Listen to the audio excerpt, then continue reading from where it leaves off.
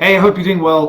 Another on the mat. Yeah, like I said before, just rambling on about my experiences in martial arts and thoughts. And a lot of things I talk about on these videos are discussions that are happening in my own studio, right? So brought up by my own students, trainers, which is great. It gives us an opportunity to explore the deeper facets of martial arts. Now, one of the things that we were discussing was this idea of limited time these days. Everybody's so busy, it's really intense. If you feel like you're running a marathon every single day, and in between all of that in a week, you have to find this time to fit in martial arts training.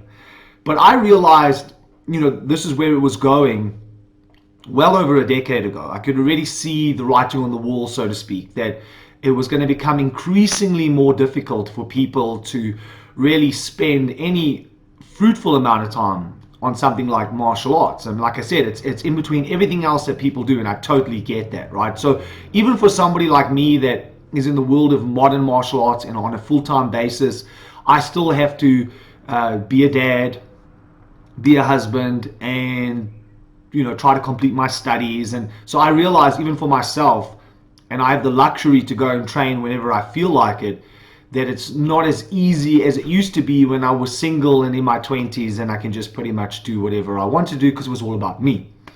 And with that point in case is that most of my clients, most of my students are in their late 30s and 40s and going even into their 50s. So typically very, very busy people. So this is one of the reasons why I do a couple of things. I structure my program, for example, like Crazy Monkey Defense, the way that I structure it, and also the reason why I teach in a specific way. Oftentimes when I say certain things that I'm applying, I say them in a very general sense, just to get the concept across.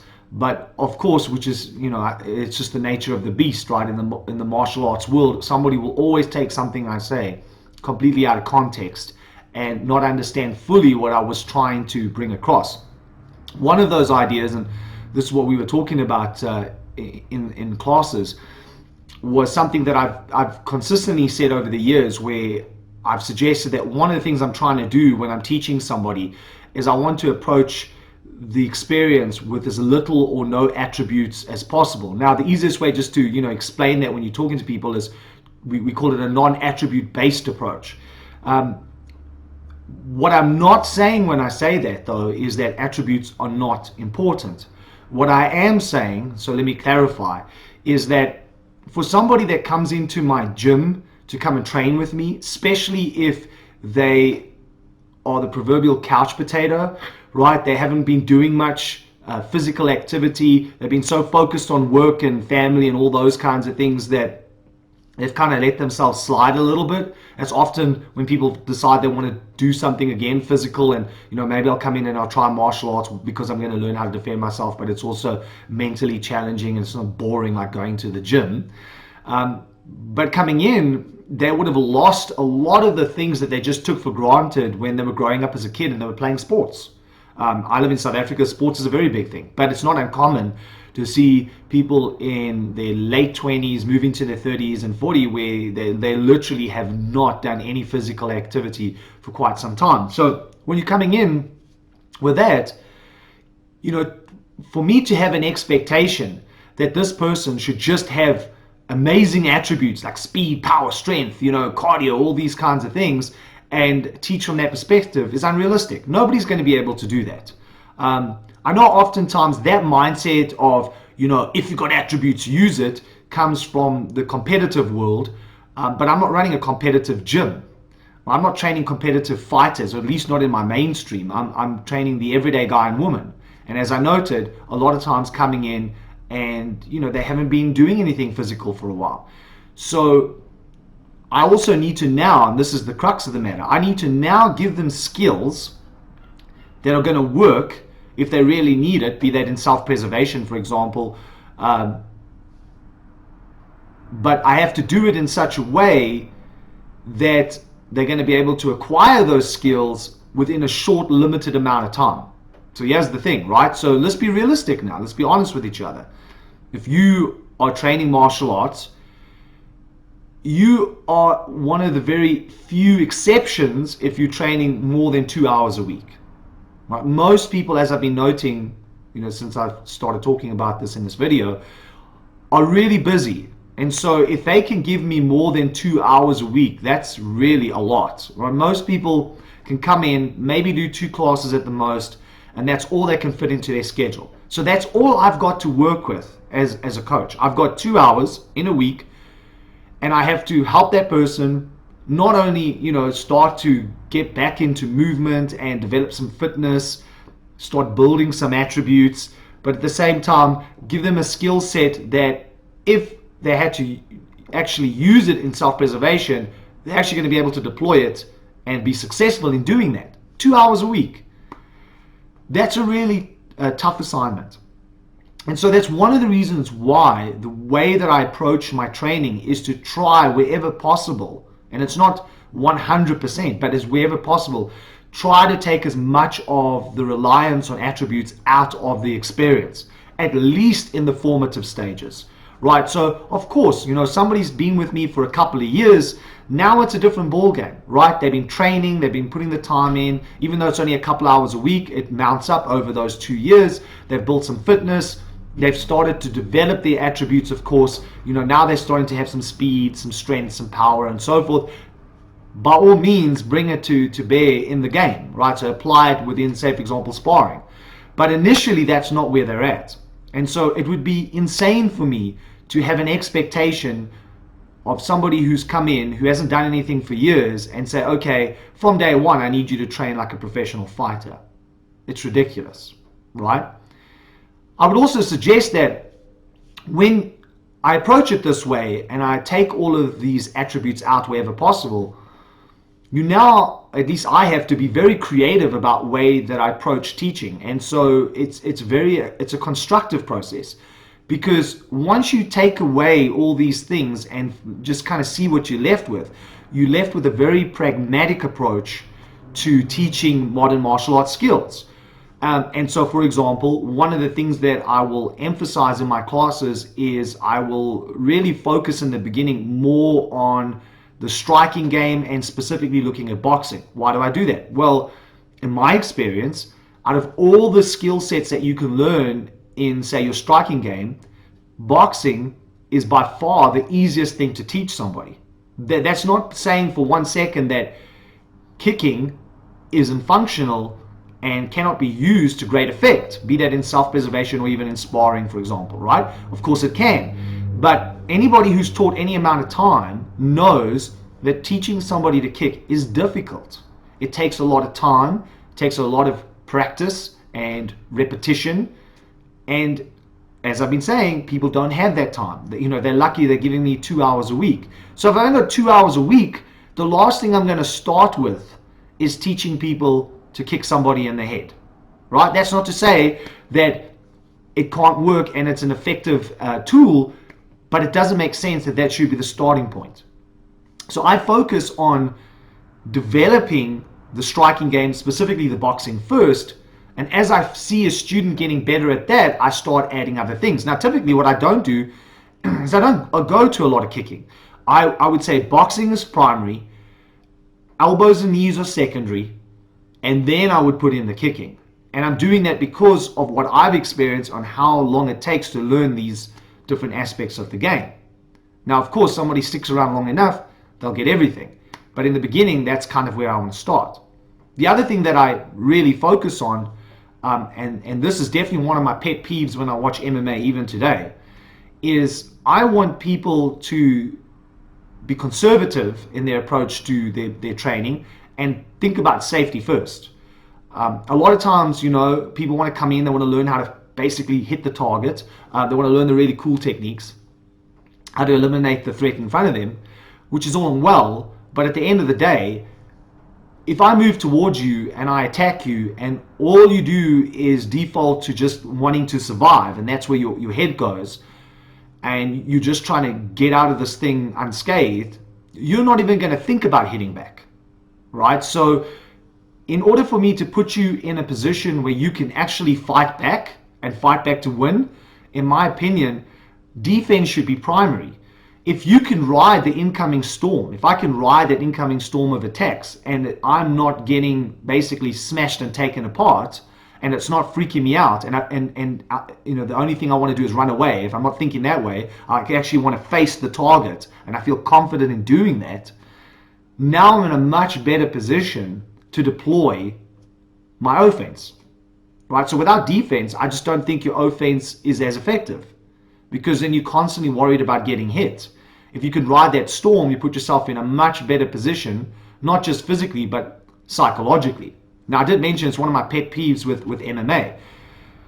If I watch MMA these days, I see guys with really good skill sets as far as like striking is concerned. Great jabs, great crosses, good kicks and so forth. It looks really good, but it's like defense didn't come into the equation. So it's almost like, this attitude of I'm going to attack, but I just take for granted as parcel of this process that I'm going to get smashed in the face too. And that doesn't make any sense to me, because at least if they took some time to develop their defense, and of course I'm going to be biased and I'm going to say Crazy Monkey, the actual defensive action we use, is one of the best that you can really develop for the fight game. I think it would change the dynamics of the striking aspect of MMA, because then it's just, you're not going to be running into shots and you won't get the tower buzzed. You're not going to just see stars, and you're going to be able to continue the fights. So coming back to what I've been talking about, is that my approach to teaching is a pragmatic approach. I'm saying, okay, here's a person, 2 hours a week, likely hasn't done anything for a very long time. Let's eliminate as much of the attributes as possible. Let's focus on the striking game, specifically boxing, and let's put a primacy on defense. And in my experience, that's a really good formative approach to teaching somebody. Now, the other thing that I do all the time when I'm coaching is something called progressive stress inoculation. This is something I didn't understand in my younger days, but I definitely get it now, is that it's detrimental, obviously, to throw somebody into a situation where the pressure they need to deal with is so high that they can't achieve any kind of measurable success. So it's important when I'm teaching students that there is resistance, that their ability to achieve a certain outcome isn't easy, right? It should be challenging, but it shouldn't be so challenging that they're unable to actually apply and achieve a measure of success in what we're doing, right? So for example, if I say defense is primary, right? You need to learn how to defend the incoming strikes. Then I come at you and I give you everything I've got. I try to knock you out, but you haven't even really got the defense down. You haven't ever dealt with that kind of pressure. Well, what's going to be the consequences of that approach? You're going to fold, right? You're going to want to run away. You're likely going to get hurt, if not knocked out. What do you learn from that experience? Zero, nothing. If anything, what I've done now is I've made you afraid. I've taught you to embody some really bad habits. And if I want to now fix those, it's going to be very difficult. So what I should have done is start off at a level, throwing strikes at this particular person, if it happened to be you, where you can actually handle that pressure. You can ride that storm without freaking out, without closing your eyes, without turning your head away, without having that sense that, oh, just all I want to do is run away. Just slowly, progressively get you into it. And then what I'll do is over the weeks, I will dial it up. So we start off at 5% this week. You can handle it. It's challenging for you, but you're able to ride the storm. Next week, we dial it up to 10%. Then the weeks to come, eventually, we'll be at 100%. And you won't even probably remember the day where you struggled with it. And that's a really good approach to teaching somebody. And especially, not just only for people with a couple hours a week, although that works fantastic, anybody for that matter. All right. I mean, my attitude when I was in my formative stages of training, especially as a teenager, I just went with what I was told to do and the way that the environment was set up. And the attitude was basically get in there, do the business. And if you can't handle it and you can't handle that intensity and that pressure, then quit. All right. And the expectation was to have those attributes from day one. And if you didn't have them, you better find them quickly, right? But the quit rate was massive. I mean, the amount of people quitting, say, if I just think of my boxing gym that I trained in for many years, the amount of people that came in and out of there was unbelievable. I mean, there wasn't a very high rate of keeping people, right? And so you had to have a freaking really good reason to be there and to put up with getting hammered day in and day out and dealing with the headaches for weeks on end and the concussions and everything else, because otherwise you're just going to quit. My reason for being there was that I felt so unsafe where I lived. I was so afraid of the violence that motivated me to stick with it. And although I questioned on many times why the hell I was doing it, I often wanted to quit. There were times when I didn't go to training because it just freaked me out so much. I was so afraid to actually go. I mean, that's ridiculous, right? You shouldn't be scared to go to training, but I was scared to go. I pushed through it, and ultimately I made it to the other side. But 99% of the people that started with me just didn't get through it. And if I wasn't living in the environment that I was living in, and I wasn't so afraid for my safety, the first couple of experiences like that, I would have quit as well.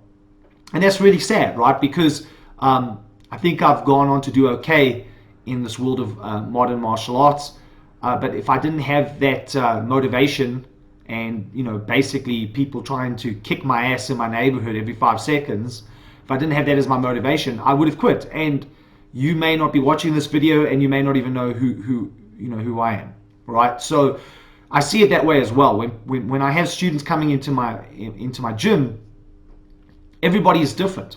Some people learn really quickly, some people take a little bit longer, some people are able to handle the pressure of resistance training against uncooperative opponents very, very quickly, some people can't. I would say that I was the person that really sucked against resistance, right? I really had a hard time dealing with the violence, dealing with the pressure. I had 2 left feet. I was really horrible at this game. I mean, I was probably the worst student ever. And so when I'm looking at my students, I'm going, you got to remember where you came from, right? And they don't have the same motivation that I have, right? They're there because, it's something they want to do part-time. Maybe it's a hobby. Maybe it is a bit about self-preservation, but they're not living in the environment that I lived in. I mean, I live in the northern suburbs of Johannesburg, which for the most part is upper middle class, right? And so although we live in one of the most violent cities in the world, it is a relatively safe environment. So most of my students coming to me are not living in the barrios. They're not living in the townships, right? So they're not there for the same motivation that I was growing up. And I need to understand that as a coach. That's my responsibility. But with all that said, approaching it the way that I'm suggesting, in a more kind of pragmatic way, where I'm taking out things that are not necessary in the beginning, right, to have, and building off the things that I do have and making it the process streamlined, ultimately leads to success. And this is what I want to see in my students as well as my trainers when they're teaching, because we're pretty much all in the same boat when we talk about the kinds of students that we work with.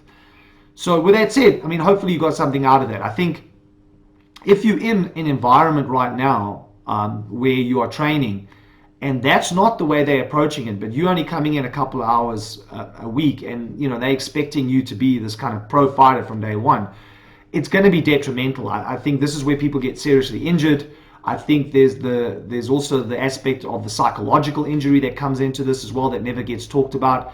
Getting smashed and hammered and beaten down isn't good for you, right? And so you want to go into a martial arts environment where it builds you up, doesn't break you down, where your confidence improves and you don't have your self-esteem destroyed in the process. And approaching it the way that I'm suggesting is a good way to achieve that. And then in time, of course, people are amazing. Within a few years, the things that they're doing is just mind-boggling. Their ability to perform far exceeds my performance when I was doing it in the beginning, because for the most part, a lot of the stuff that I was doing and training, the way that I was taught, and the way I was teaching wasn't the best way to approach a performance environment. So anyway, get out there, do some training, be intelligent about it. Until the next episode.